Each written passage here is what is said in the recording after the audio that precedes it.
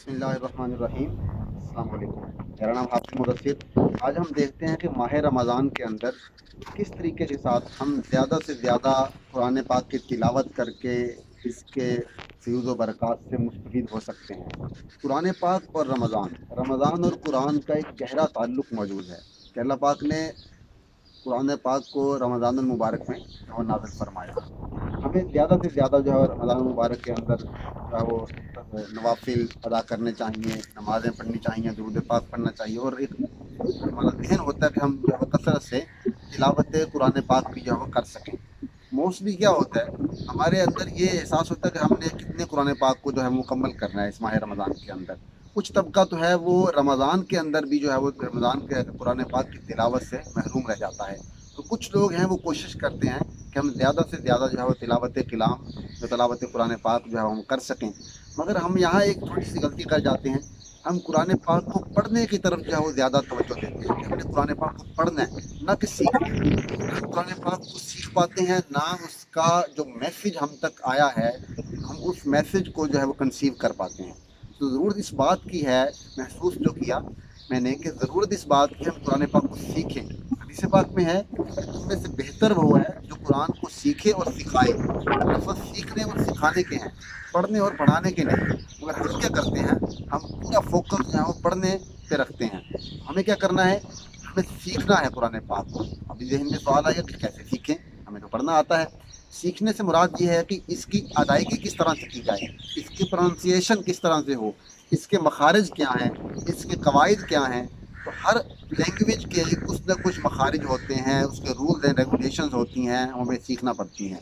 तो जैसे उर्दू ग्रामर है, इंग्लिश ग्रामर है, इस तरह अरबिक ग्रामर भी मौजूद है। तो हमें उस कवायद को उन मखारिज कहते हैं मखरज की जमा, यानी निकलने की जगह, कहाँ कहाँ से आपने वो अल्फाज जो हैं वो अदा करने हैं। हर हरफ का एक जो है वो सेपरेट मखरज है।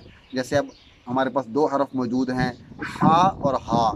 एक हा बारीक है और एक हा जो है आंखों वाली। ये दो हा मौजूद हैं जिनको लिखने में मुख्तलिफ हैं, मगर इनकी आवाज़ें आपस में जो मिलती हैं, करीब 100 हैं, इनकी आवाज़ें आपस में मिलती हैं, फ़र्क मुश्किल होता है। तो इसे मखरज के ज़रिए हम जो है वो सेपरेट करेंगे, अलहदा करेंगे।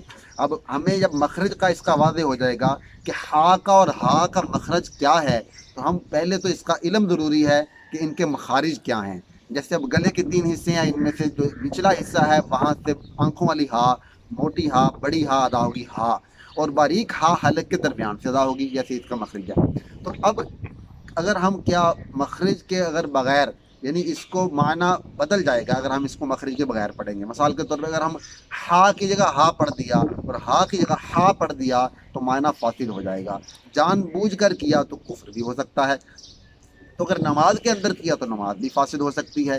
तो हमें कुरान पाक को सीखना है। मैं इसको एग्जाम्पल जो आपके सामने पेश करता हूँ। हम सूरह फातिहा हर नमाज के अंदर, हर नमाज की हर रकात के अंदर सूरह फातिहा पढ़ना वाजिब है।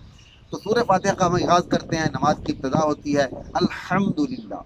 ठीक है, अल्हम्दु में हा बारीक है, हलक के दरमियान से अदा होगी। अगर हमने गलती से बड़ा हा पढ़ दिया, आंखों वाली हा पढ़ दिया अलहम्दु, तो माना फासिल हो जाएगा। अल्हम्दु का मतलब है, जो करेक्शन जो बिल्कुल दुरुस्त अदायगी है, अल्हम्दु उसका माना है तमाम तारीफें अल्लाह को हैं। अगर वो अल्लाह ना करे भूले से या गलती से हमसे अलहम्द पढ़ा गया तो इसका माना हो जाएगा तमाम बुराइयां अल्लाह को हमाजुल्लाह। तो ये कुफ्र तक चला जाएगा अगर हमने जानबूझ कर किया। तो ये एक एग्जाम्पल आपके सामने रखी। तो इस तरह हज़ारों और सैकड़ों मिसालें आपके सामने हैं कि अगर हम कुरान पाक को दुरुस्त तरीके से अदायगी नहीं करेंगे तो बजाय सवाब के हमें गुनाह मिलेगा। हाँ, दूसरी एग्जाम्पल सूरह इखलास भी हम अक्सर जो है वो नमाज के अंदर तिलावत करते हैं और बेशुमार फ़ज़ाइल हैं इसके। सूरह फातिहा, सूरह इखलास अगर आप 3 दफ़ा पढ़ते हैं पूरा कुरान पाक पढ़ने का सवाब मिलता है। शर्त ये होगी उसके जो कवायद और मखारिज जो हैं वो दुरुस्त होंगे। अब सूरह इखलास हम शुरू करते हैं। चारों कुल जो है वो कुल से शुरू होते हैं। बड़ा काफ है, 2 नुक्तों वाली काफ, ठीक है, कलम वाला काफ है, किताब वाला नहीं है। अब ये मोटा काफ है, ठीक है, इसकी आवाज़ थोड़ी भारी होगी। तो कुल कुल हुवल्लाहु अहद, अब हा भी आ गई है बारीक आगे। हम सिर्फ कुल के लफ्ज़ को देखते हैं। कुल से मुराद है फरमा दीजिए, कह दीजिए कि अल्लाह एक है। ठीक है, चारों कुल हम पढ़ते हैं, उनके शुरू का आगाज़ जो है इसी तरह से होगा, कुल से। फरमा दीजिए अल्लाह एक है, कह दीजिए।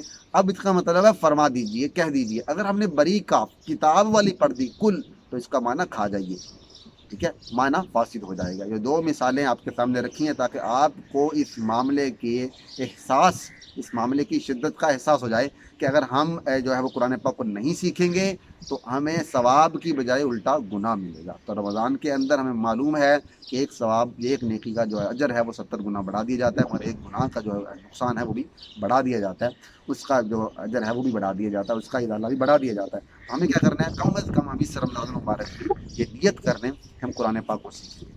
ہماری زندگی کے 20 25 30 40 50 رمضان مبارک گزر چکے ہیں، ہم اپنے جو ہے وہ کئی سال زندگی کے دنیاوی علوم سیکھنے پر جو ہے وہ لگا دیتے ہیں، مگر ہم نہیں سیکھتے تو قرآن نہیں سیکھتے، قرآن پڑھنا ہمیں نہیں آتا۔ تو روایت کے اندر یہ بھی ملتا ہے کہ بہت سے لوگ قرآن پڑھنے والے ایسے ہیں، قرآن پڑھتے ہیں، قرآن پہ لعنت بھیجتا ہے، قرآن ان پہ لعنت بھیجتا ہے۔ جب ہم قرآن پاک کی پڑھیں گے، ادائیگی ٹھیک نہیں ہوگی تو پھر ثواب نہیں ملے گا، کیونکہ معنی فاسد ہو جائے گا، معنی بدل جائے گا، اور پھر ثواب کی امید بھی نہیں رکھنی چاہیے پھر ہمیں۔ تو ابھی ہم کیا کرنا ہے، ابھی ہمارے پاس 2 اشرے موجود ہیں، پہلا اشرہ ہم سے جدا ہو رہا ہے، تو ابھی سے نیت کر لیں کہ بجائے کہ میں نے اس ماہ مبارک میں 2 سے 3 سے 5 قرآن پاک مکمل کرنے ہیں، کوئی ضرورت نہیں، آپ ایک رکوع مخارج و تجوید کے ساتھ اچھی طریقے سے، اچھی ادائیگی کے ساتھ پڑھ لیں، تو آپ کا ایک قرآن پاک مکمل کرنے سے جو مخارج تجوید کے ساتھ ادائیگی درست نہیں ہے اس سے کئی گنا بہتر ہے۔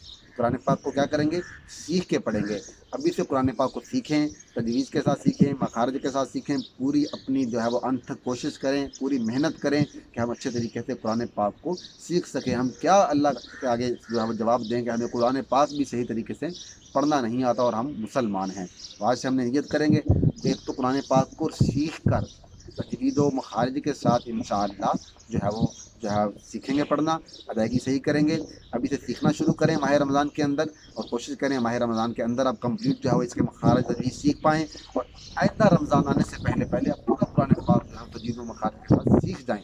آئندہ رمضان کے اندر اللہ تعالیٰ ہمیں آئندہ ماہ رمضان بھی جو ہے وہ دیکھنا نصیب فرمائے، تو اس کے اندر ہم کیا کریں گے، قرآن پاک کو جو ہے ترتیل کے ساتھ، تجوید کے ساتھ اس کو ادا کریں گے۔ دوسری بات، قرآن کو ترجمے کے ساتھ پڑھیں، قرآن پاک کو ترجمہ و تفسیر کے ساتھ پڑھیں کہ قرآن اللہ تعالیٰ کا کلام ہے، اور ہمیں اللہ کا کیا پیغام، کیا میسج ہماری طرف جو ہے وہ آ رہا ہے، اس کو ضرور پڑھیں۔ اور کم از کم ایک رکوع روزانہ ترجمہ و تفسیر کے ساتھ ضرور جو ہے وہ اس کو پڑھیں، سمجھنے کی کوشش کریں، تاکہ ہم جو اس کی اصل جو ہے میسج ہے اللہ تعالیٰ کا ہماری طرف، انسانی کی طرف، اس کو ہم سمجھ سکیں۔ تو 2 چیزیں، 2 پیغام آپ کی طرف پہنچانا تھے، قرآن پاک کو سیکھ کر پڑھیں اور آگے سکھائیں بھی، اس کی تلقین بھی کریں اپنے گھر والوں کو، قرآن پاک کو سیکھیں اور قرآن پاک کو ترجمے کے ساتھ پڑھیں۔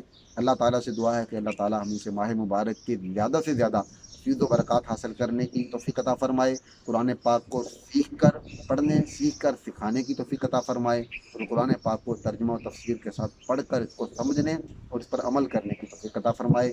اس ماہ مبارک کے اندر اپنے آپ کو، اپنے گھر والوں کو، امت مسلمہ کو، اور خصوصاً پاکستان کو، اور تمام امت مسلمہ کے لیے جو ہے وہ خصوصاً دعا کریں۔ اللہ تعالیٰ ہمارا حامی و ناصر ہو۔ میرا اپنا خیال رکھیے گا اور ہمیں دعاؤں میں یاد رکھیے گا۔ آپ کو میزبان اجازت دیجیے، اللہ کے بعد السلام علیکم۔